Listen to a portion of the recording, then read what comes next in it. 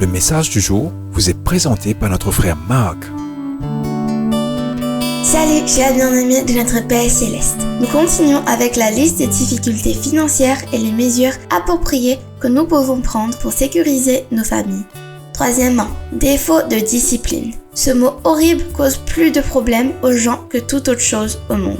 La discipline doit être exercée dans chaque phase de la vie d'une personne et dans le monde de la finance, elle est critique. Quatrièmement, défaut d'établir des objectifs. Une personne sans direction ne va nulle part. Une personne doit établir un objectif pour elle-même si jamais elle veut arriver à une position financière réussie dans la vie. Cinquièmement, défaut de contrôler les dépenses. Un contrôle écrit est nécessaire pour contrôler les dépenses impulsionnelles. Des limites doivent être établies et respectées.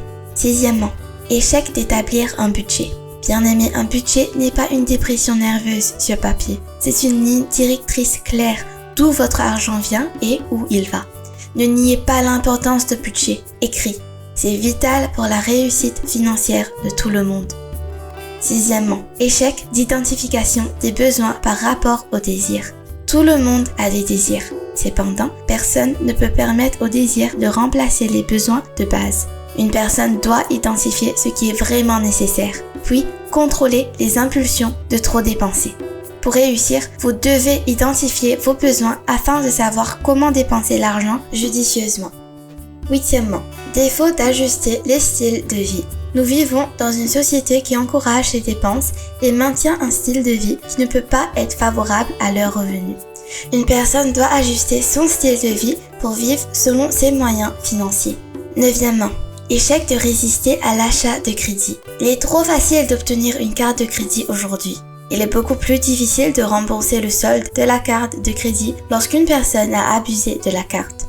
Des limites doivent être établies pour contrôler les dépenses et rester dans des limites raisonnables de crédit et d'achat. Dixièmement, défaut de reconnaître le mauvais conseil. Une personne peut obtenir n'importe quel type de conseil, n'importe où, n'importe quand. Mais le secret est d'obtenir le conseil correct et compétent de ceux qui savent ce qui est le meilleur. Onzièmement, défaut d'être responsable devant Dieu. Trop de gens se sentent coupables de penser que Dieu ne se soucie pas de leurs finances. Bien-aimé, Dieu a fait de vous un gestionnaire de votre possession. Vous êtes responsable de la gestion de vos finances. Douzièmement, échec d'épargner. Il y aura toujours des urgences dans la vie et la plupart du temps, elles se produiront lorsque vous vous y attendez le moins. Pour cette raison, une personne doit établir une discipline dans sa vie financière afin d'épargner pour l'avenir.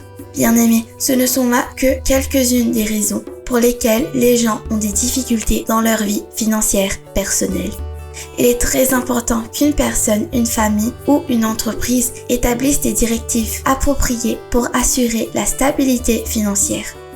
Bien-aimés, vous avez un long week-end pour réfléchir à ces 12 points ci-dessus.